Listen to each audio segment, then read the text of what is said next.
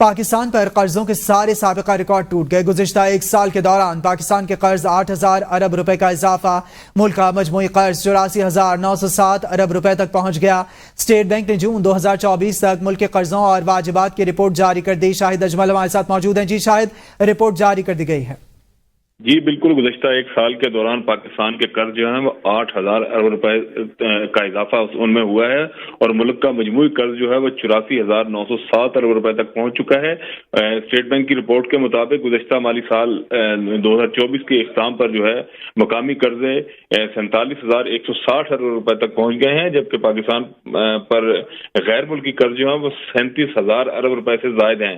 اسی طرح گزشتہ مالی سال کے اختتام تک واجبات 4,644 ارب روپے تھے، جو 2024 تک قرض اور واجبات جی ڈی پی کا 80.1% تھے، اور جون 2023 تک ملک کے قرضے اور واجبات جو ہیں وہ 76,512 ارب روپے تھے۔